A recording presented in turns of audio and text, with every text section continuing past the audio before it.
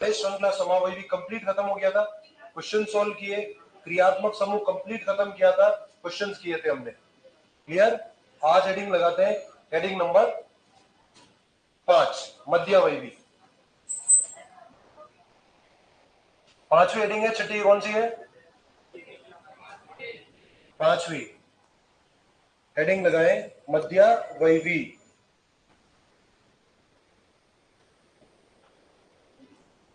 मध्यावयवी वैसे तो क्या मध्यावयवता समावयवता का नाम है, पर वो जो समावयवी होंगे उनका नाम क्या होगा? मध्यावयवी। अब देखते हैं मध्यावयवी क्या होते हैं, इसको समझते हैं। आराम से समझ ले पहले, फिर इसको लिखवा दूंगा मैं। यहां पे सबसे प्राइम कंडीशन क्या होती है वो सुनो। पहला काम तो हमेशा वही रहता है, क्या? अणु सूत्र तो समान ही रहेगा, इसमें तो कोई तकलीफ ही नहीं है।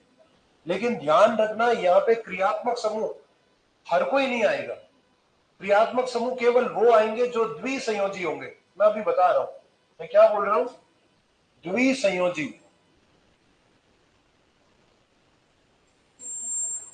द्विसंयोजी या त्रिसंयोजी। आप चाहो तो त्रि को बहुसंयोजी भी लिखो, एक ही बात है। द्विसंयोजी या त्रिसंयोजी क्रियात्मक समूह की उपस्थिति।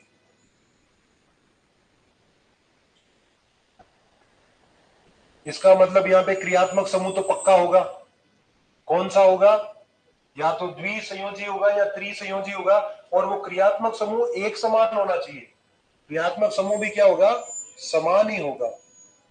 ये लो, अब उस क्रियात्मक समूह की दोनों तरफ की संयोजकता है, तो उनकी कार्बन की संख्या या उसकी व्यवस्था में भिन्नता है, तो रहेगा मध्यावयवी। एग्जाम्पल लूंगा तो समझ में आएगा, अभी बोली गई लाइनों से कुछ समझ में नहीं आएगा। मैं क्या बोल रहा हूं? जुड़ी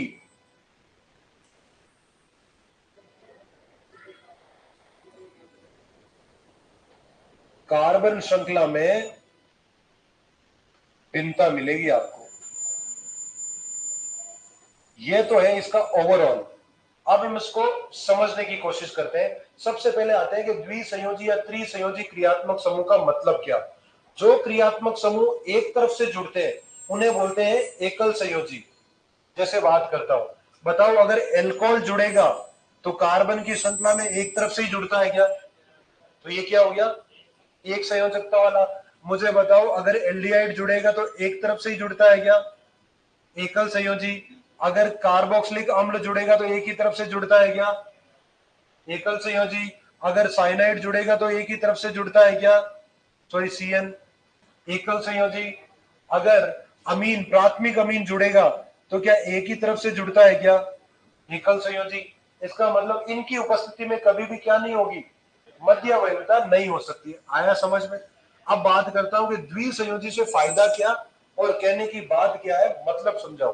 तो सबसे पहले मैं आ रहा हूं एग्जाम्पल पे द्विसंयोजी के। द्विसंयोजी में सोचो कीटोन, इधर भी कार्बन श्रृंखला जुड़ेगी, इधर भी कार्बन श्रृंखला जुड़ेगी।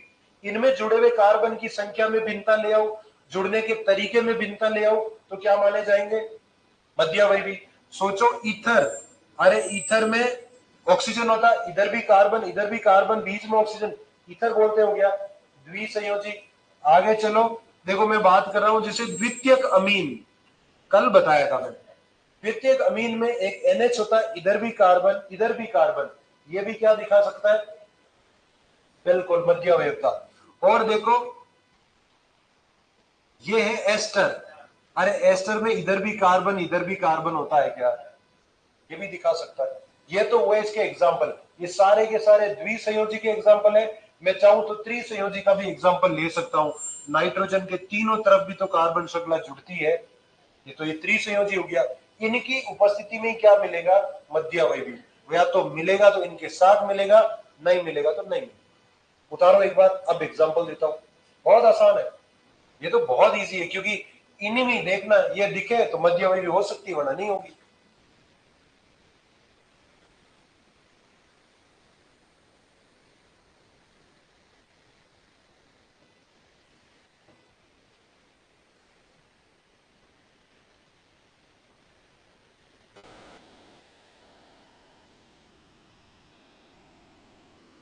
तो द्विसंयोजी त्रिसंयोजी का सिंपल सा मतलब है जिस क्रियात्मक समूह के दोनों तरफ कार्बन श्रृंखला जुड़ सके तो वो रहेगा द्विसंयोजी। हमारे काम के इंपॉर्टेंट कौन? ये दोनों भाई साहब, या तो कीटोन के साथ देगा आपको या ईथर के साथ देता है। आपके कोर्स की इंपॉर्टेंट की बात कर रहा हूं।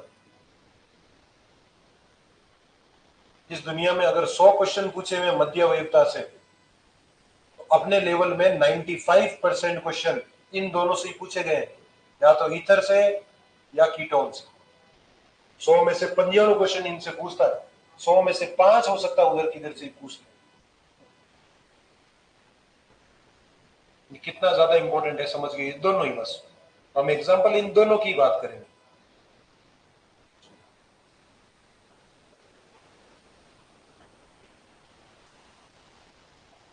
तो आप उतारते चलो, मैं वापस से बोल रहा हूं, मध्यवयवी क्या होंगे? अणु सूत्र समान होगा।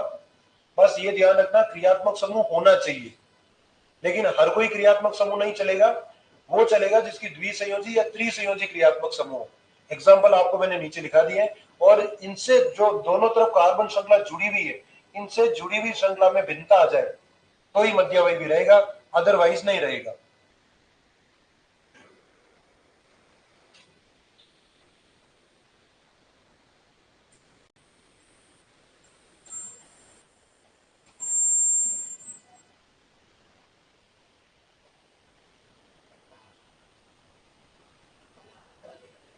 चले हटा दो। चल एग्जाम्पल देखना, बहुत सिंपल एग्जाम्पल है।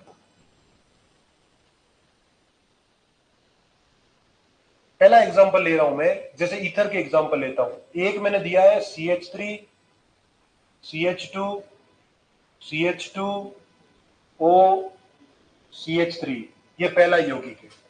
एक दूसरा यौगिक बना रहा हूं मैं CH3 CH CH3 O CH3, ये दूसरा यौगिक है। अगला मैं बना रहा हूं CH2 CH2 O CH2 CH3, ये तीसरा यौगिक है। देखना, ये यौगिक नंबर 1 है, ये यौगिक नंबर 2 है, और ये यौगिक नंबर 3 है। मैं चला के बोल रहा हूं कि इन तीनों का अणुसूत्र समान है। क्या इन तीनों में ईथर है? क्या ये द्विसंयोजी हो गया? क्या मध्यवयवी देख सकते हैं क्या? सबसे पहला काम है मध्यवयवी देखना। हमेशा ध्यान रखना, द्विसंयोजी क्रियात्मक समूह आ जाए तो ना स्थिति देखना है, ना श्रृंखला देखना है, ना क्रियात्मक समूह तो हो गई नहीं, सेम है, और ना चलावयवता देखना। सबसे पहली प्रायोरिटी क्या होनी चाहिए? मध्यवयवी है या नहीं है, तो टिक कर देना। नहीं है तो बाकी बातें सोचेंगे। आ जाओ, मुझे बताओ इधर कितने कार्बन, इधर कितना कार्बन? एक। अच्छा, ये तीनों कार्बन सीधी श्रृंखला में जुड़े हुए, इधर कितने कार्बन? इधर नहीं, इधर टोटल 3, इधर क्या? 1।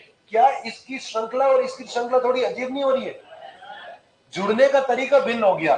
जुड़ने का तरीका भिन्न यूं हो गया कि वहां पे अगर आप देखो तो ये O था, वो इसके 1 नंबर पे जुड़ा हुआ था, यहाँ जो O है इसके 2 नंबर पे जुड़ा हुआ है। तो कार्बन तो भाई जुड़ने का तरीका तो बदल गया। तो बताओ पहला और दूसरा क्या हुआ? मध्यवयवी हुआ, सीधी सी बात है। अब आप बोलोगे सर ऑप्शन में मध्यवयवी है तो मध्यवयवी टिक करना है क्या? बिल्कुल करना है। अब एक चीज और बताओ, बिल्कुल आप लोगों को कंफ्यूज हो रहा, बड़ी आंखें बड़ी कर करके देख रहे हो। आप बोल रहे हो सर देखो 1 2 3, 1 2 3, मेथोक्सी 1 नंबर पर, मेथोक्सी 2 नंबर पर। ये तो स्थिति में परिवर्तन हुआ। कार्बन की श्रृंखला में 3 कार्बन, कार्बन की श्रृंखला में 3 कार्बन, अणुसूत्र समान, मुख्य कार्बन श्रृंखला में कार्बन समान, और सिर्फ प्रतिस्थापी की स्थिति तो भिन्न की। सर ये तो स्थिति समावयवी है। मना किसने किया? ये स्थिति समावयवी है, लेकिन उससे पहले ये क्या है? मध्यवयवी है। यानी ये मध्यवयवी भी है और साथ में क्या है? पोजीशन आइसोमर भी है। दोनों में से एक को टिक करना हो तो मध्यवयवी को टिक करना, ये नहीं हो तो इसको टिक करना, दोनों हो तो बोथ को टिक करना। कंफ्यूजन तो नहीं रहेगा? बताओ कोई दिक्कत हो तो। सारा समझ में आया? आगे आता हूं। मुझे बताओ पहला और तीसरा क्या है? देखो पहला क्या है? 3 कार्बन 1 कार्बन, 2 कार्बन 2 कार्बन, परिवर्तन हो गया। क्या हो गए? मध्यावयवी।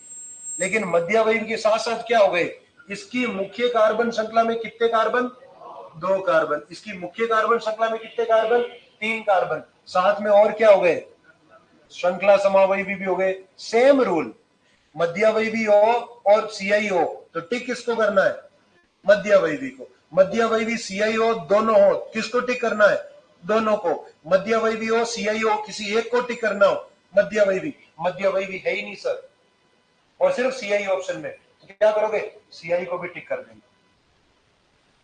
यानी इन दोनों में से ज्यादा सही कौन है, मध्यावयवी। इन दोनों में से ज्यादा सही कौन है, मध्यावयवी। आ जाओ, मैं पूछ रहा हूं पहला और सॉरी दूसरा और तीसरा क्या है, समझ गए होंगे, मध्यावयवी हो जाएगा क्या। और साथ में कोई ना कोई एक और होगा, या तो श्रृंखला होगा या स्थिति होगा। यानी मैं बोल सकता हूं वापस से, मध्यावयवी हमेशा अकेले नहीं होंगे, साथ में श्रृंखला या स्थिति भी होंगे।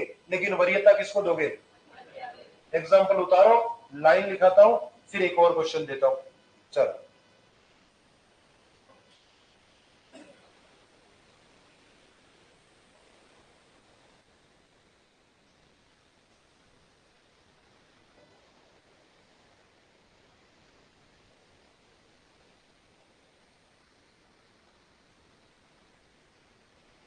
नहीं मिलेगा।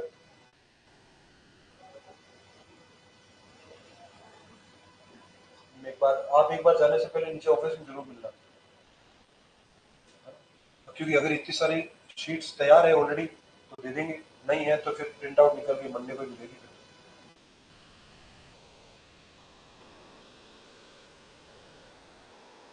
शीट तो ऑलरेडी प्रिपेयर्ड है, चेक करना कि प्रिंट आउट निकला या नहीं निकला, वो चेक करना।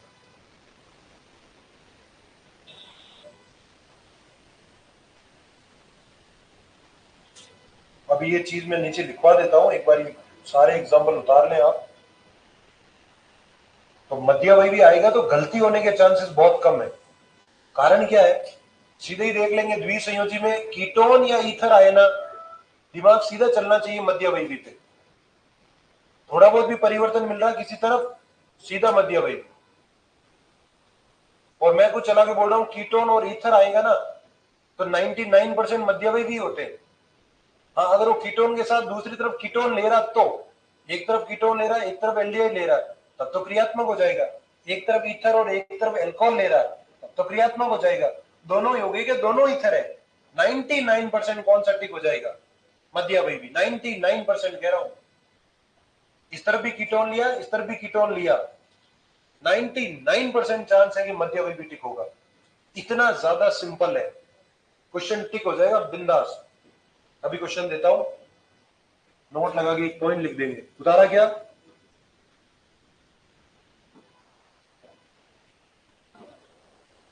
चलो नोट लगा के एक पॉइंट लिखे, फिर लिखे मध्यावयवी, नोट लगा के पॉइंट लिखे, मध्यावयवी स्थिति तथा श्रृंखला समावयवी भी हो सकते हैं। मध्यावयवी स्थिति तथा श्रृंखला समावयवी भी हो सकते हैं, लेकिन वरीयता सदैव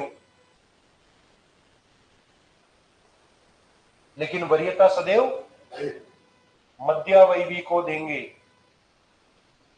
वरीयता सदैव मध्यावयवी को देंगे। क्वेश्चन देखो,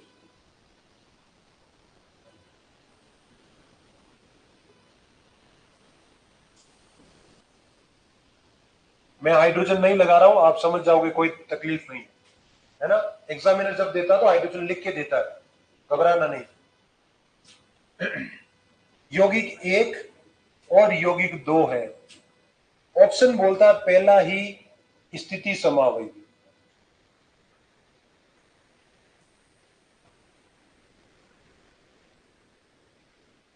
दूसरा बोल रहा है मध्यावयवी,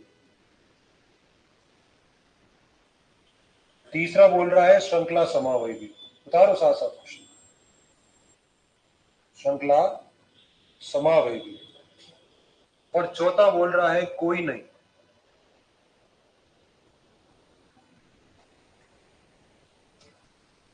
बहुत आसान है, कोई तकलीफ नहीं। सबसे पहले देखो कीटोन है क्या? बिल्कुल है। इधर एक कार्बन, इधर तीन कार्बन, इधर दो कार्बन, इधर दो कार्बन, अणुसूत्र तो समान है। बिल्कुल सर। कार्बन अलग अलग हो गए क्या? एक तीन, एक और तीन, दो और दो हो गए अलग। आंसर क्या टिक होना चाहिए? मध्यावयवी। अब ध्यान ये रखना कि एग्जाम में आता ना तो हम क्या करते हैं, ये देखते ही सबसे पहले ट्राई करते हैं नंबरिंग, एक दो तीन चार पांच, एक दो तीन, दो और तीन, स्थिति स्थिति देखते ही आगे बढ़ जाते, नीचे ऑप्शन तक नहीं पढ़ते। इसलिए मैंने बोला पहले कीटोन देखते ही माइंड में क्या आना चाहिए? मध्यावयवता आना चाहिए। क्योंकि अगर वो माइंड में नहीं आया ना तो पहला ऑप्शन हमेशा स्थिति देगा, और स्थिति इसका करेक्ट आंसर है। लेकिन इन दोनों में से एक को चुनना हो तो किसको चुनोगे? मध्यावयवी को। अच्छा, यहां तीसरा ऑप्शन श्रृंखला की जगह बहुत होता तो फिर बहुत को टिक करते, दोनों को टिक करते। अब आई थिंक समझ में आ गया। यानी ये दोनों आपस में क्या है? ये मध्यावयवी तो है ही है, ये साथ साथ में और क्या है? पोजीशन आइसोमर्स है। लेकिन मेरी मजबूरी है कि मुझे इसी को ही टिक करना पड़ रहा है। दोनों का ऑप्शन दिया नहीं उसने, दे देता तो बढ़िया रहता। नहीं दिया तो मध्यावयवी को टिक करो। आया समझ में? पहले जो नोट लिखा है उसका मतलब क्या था? हो जाएगा क्या? अब एक क्वेश्चन देता हूं, देखो।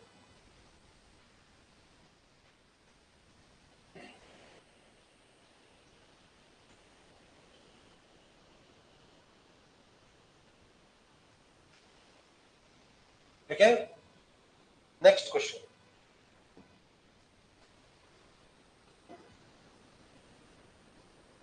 यौगिक दे रहा, देखो CH3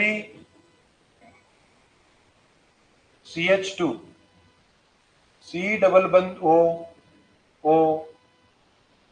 H तथा CH3 C डबल बंद O CH3 आपस में है, आपस में है। पहला बोल रहा है मध्यावयवी, दूसरा बोल रहा है श्रृंखला, तीसरा बोल रहा है स्थिति, चौथा बोल रहा है क्रियात्मक।